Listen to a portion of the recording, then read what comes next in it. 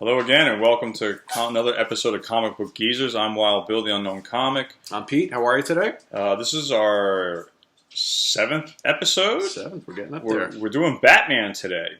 But before we begin, I need to make another correction, if I may. We talked about first issues in one of our previous episodes, and I talked about this book. This is the first issue, Phantom Force, and I talked about it being a Jack Kirby creation, but I didn't know if he had actually wrote it on the inside. It is definitely Jack Kirby artwork on the cover and on the inside. He did write, he did the artwork, and he also edited this. But I heard later on through this series he dropped out of it. But this is a Jack Kirby original artwork and storyline. So I wanted to point that out. This I didn't know because this is actually tough to get this book out of the bag, but I did my homework, and I just wanted to let you know. In all probability, probably one of the last things that, or one of the last few things that he did prior to this was from 1993. Yeah, so we're doing Batman today, and we've got some props. Batman and Robin. They're joining us. I figured, Christmas ornament. Might as well bring the actual guys here. Right? My mom knows I like Batman, and she bought this for me. So how could I go wrong? We brought this up in first issue, so we're going to kick off Batman with the first issue. This is a Treasury edition printed in 1975, but it is a reprint of the original 1940 issue of Batman. It has an outside protective cover. This is what the original cover looked like. Yeah, it's pretty neat. The protective cover on the back is this, which is a nice shot. I like that. But the real back cover of the first Batman has Batman and Robin on the back. So we're going to move along. Pete is not a DC guy. He doesn't have any DC comics. So the Batman. Yeah, I actually. A funny story. So we go. We like to talk about what we collected and loved when we were kids. So we're both really big Marvel fans from back in the day in the '70s. I was never a DC guy back in the '70s when I was originally collecting comics. I was just totally loyal to Marvel. It's not until like the last decade or so that I started to get into DC quite a bit. Most specifically, Batman and Flash and Green Lantern and a bit of Superman. As well as like Aquaman and Justice League stuff. But instead of buying like single issues like Bill's going to show you a lot of, I've got a ton of trades and graphic novels, mostly for DC. So I like a lot of the DC stuff. Whereas I don't really read the new Marvel stuff, I like a lot of the new DC stuff. So what you're going to see from me is mostly trades and graphic novels. I have a lot of them. I only brought a handful today. Bill, on the other hand, has a lot of old DC stuff, which is very cool. I grew up watching that Adam West Batman series on television. Watching that the other day. And so I had a small collection, maybe 20 Batmans. But when I started buying comics again last year in 2016, it's probably doubled. I have between 50 and 60 issues. I had maybe it's about 25. But there are all different categories of Batman. We did it on one of our episodes was about first issues, and I did one called The Untold Legend of the Batman, which was a 3-part series, and this is issue number 2. And that's a great artwork. This is probably from 1981, I'm guessing, or 1980. It's a 40-cent book. That time period, yep. And I found that later on in life, but originally this was the first one that I bought in the series. I actually had to look for number 2 and 1, which I finally have. But I love this cover. This is like one of my favorite Batman covers of all time. It just captures the character very well. Yeah. The Untold Legend of the Batman. Never a shortage of different Batman titles. DC, I mean, there at any given time throughout the years, there's always at least 2 or 3 or 4. Batman was actually what they said he got started in Detective Comics. Yep. And this is probably from 1972. It's a 20-center. It might be 73. I picked this up last year. Well, great artwork. Here's another one. Detective Comics.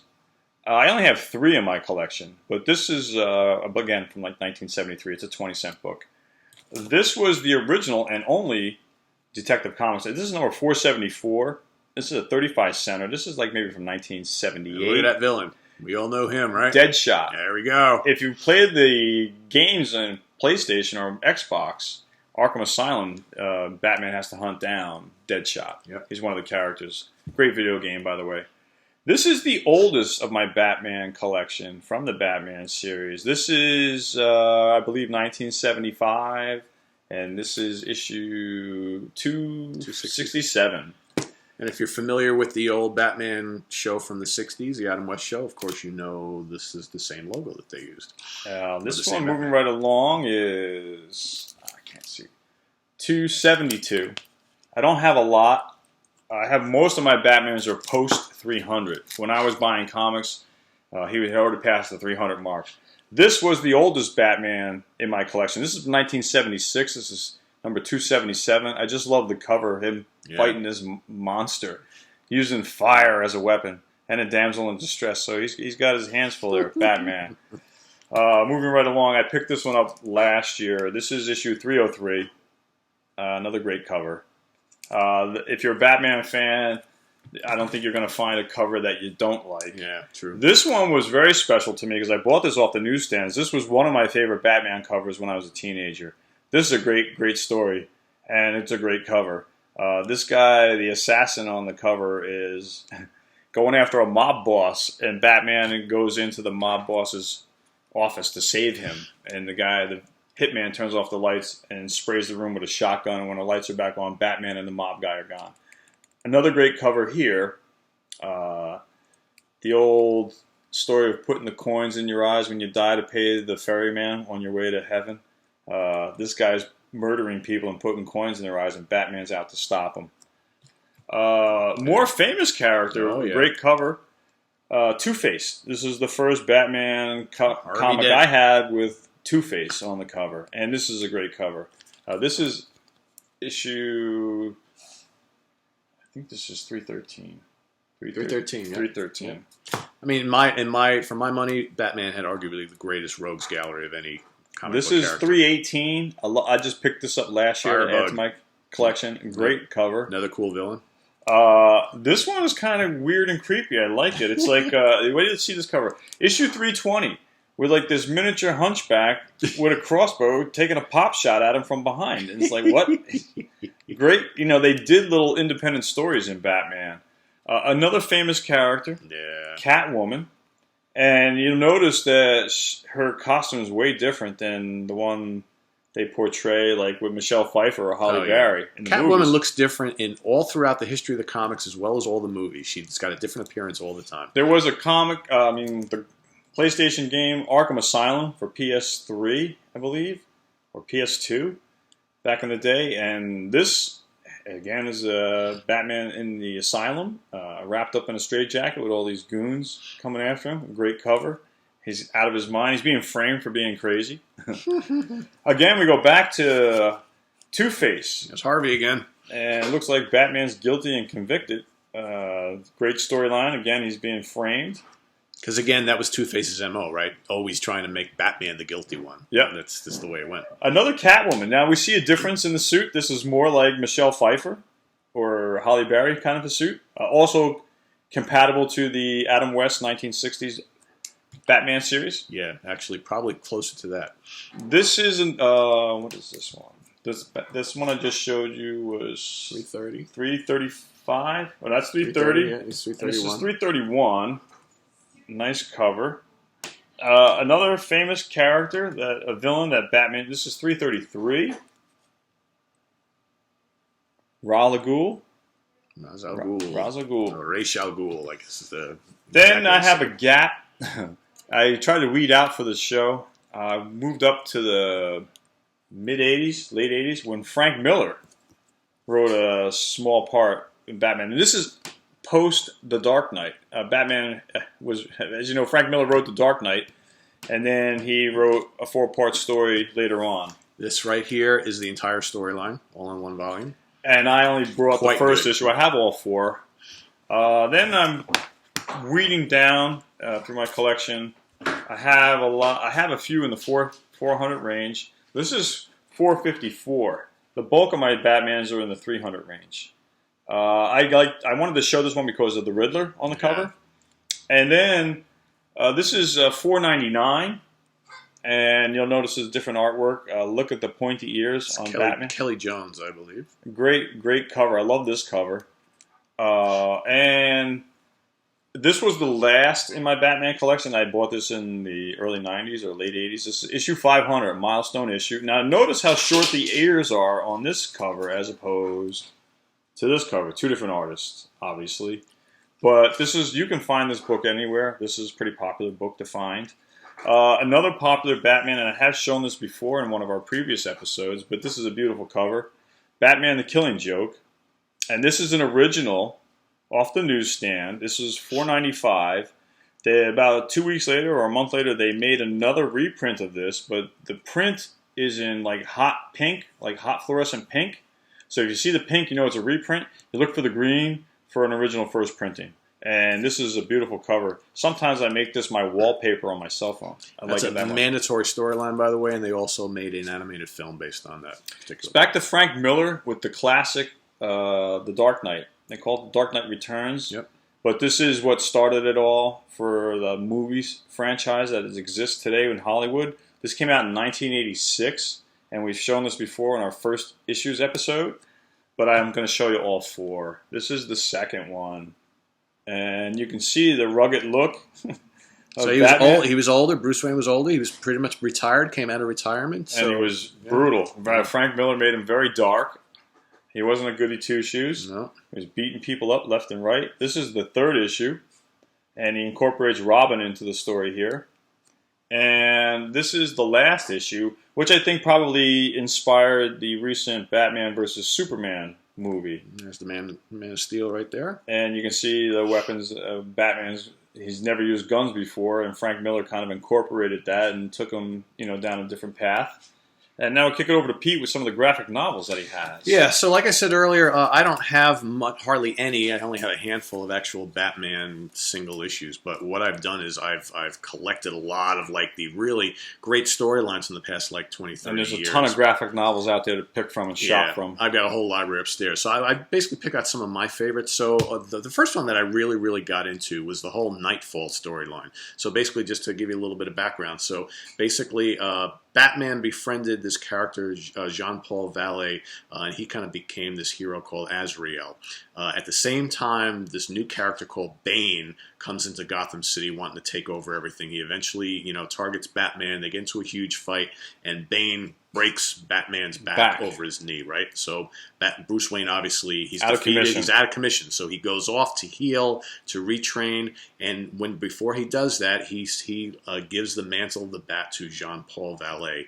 But at the same time, this character, he's a bit unhinged. So he really takes this kind of, he becomes this kind of really loose cannon character, and he's really not a good guy at all. And he just, he is at odds with the Gotham police and with Robin, and he just really goes off the charts. So these volumes that DC put out contain all of the entire storyline from when all this happened. So the first one is basically like Batman's battles with Bane before up into the Bat broken. So it's like a collection of the comic books. Yeah, and the storyline went throughout. Batman went throughout Detective Comics, Batman and Robin, Catwoman. It was all over the place. So this collects all the individual issues that took place here. And that storyline. And then Night Quest is the second volume. So again, this is Jean-Paul as Batman. And again, it's some pretty interesting stuff. It's all about him, right? He defeats Bane, but then all of a sudden it starts fighting all the other Batman characters. And then for the third volume, which is called Night Send. Notice the ears. Notice the ears are back. That's Kelly Jones again. So basically, Bruce Wayne goes off. He heals. He retrains himself. Goes to his old sensei and learns all his skills back again, and comes back to Gotham to take back the mantle of the Bat from Jean-Paul Vallée. Defeats him, and then obviously moves on from there. So if you've never checked out the Nightfall series, I highly recommend it.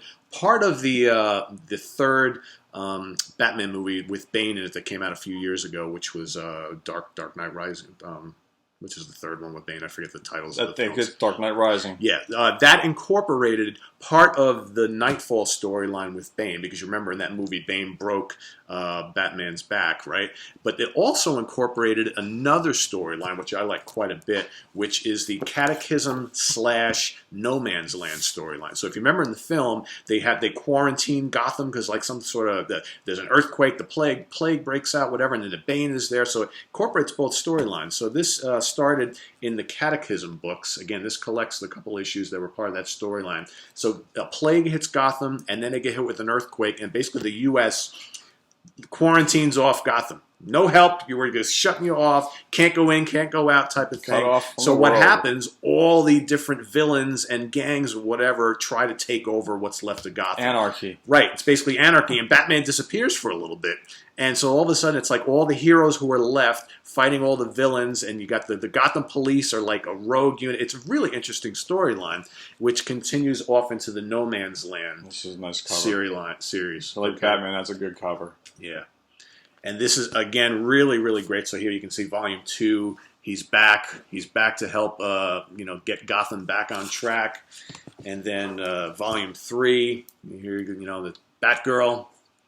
Right? And you can see all sorts of other characters up there.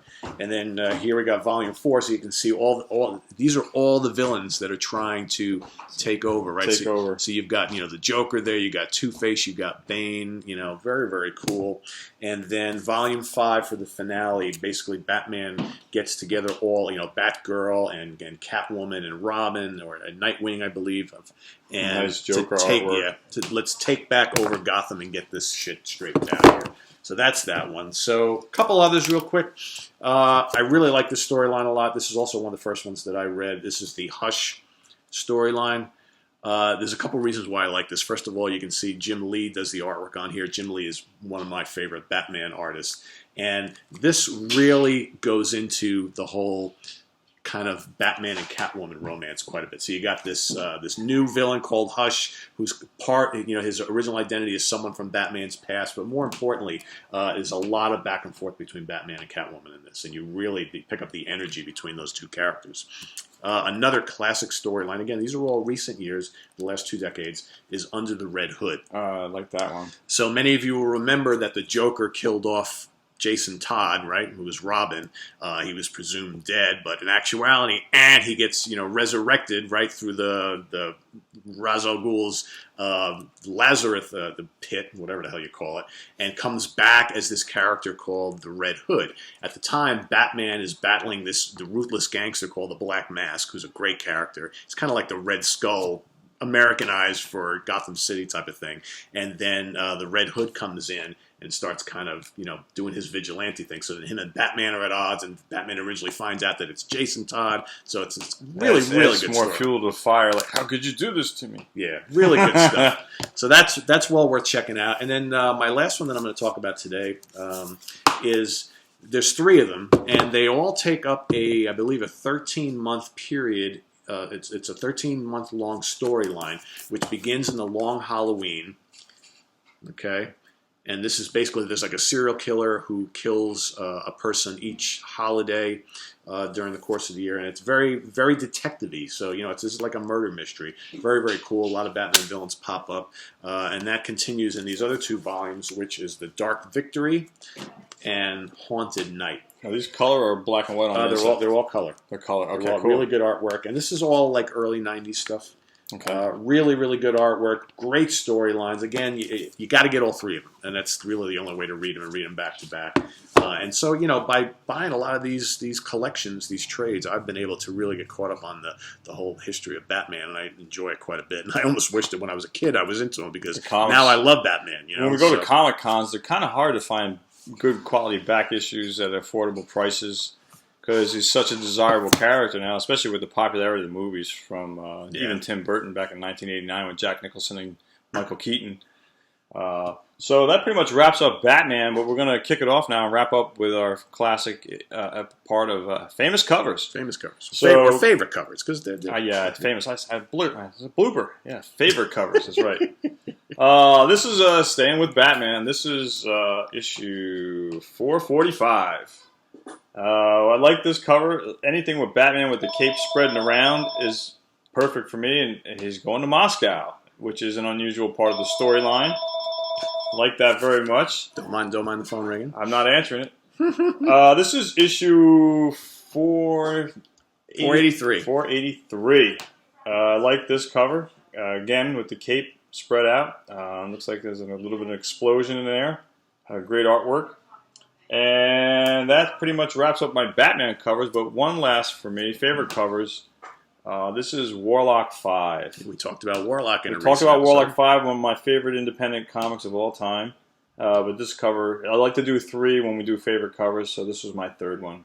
And that wraps it up for me with my favorite covers. Cool. I got 2 here, and again, I chose to stick with the Batman theme also, and I just picked 2 maybe like lesser trades that I really like the comic, the cover artwork. There. So here we have the cover for Gotham After Midnight.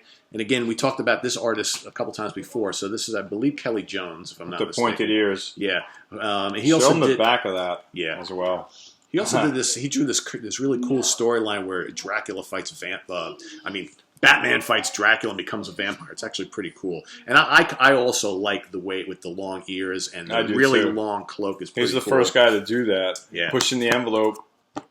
And then the other cover I picked may not be the greatest cover in the world, but I really like this villain. I'm a big Scarecrow fan. So here is a collection which is called Scarecrow Tales, and it pulls together 8 chilling tales featuring the Master of Fear.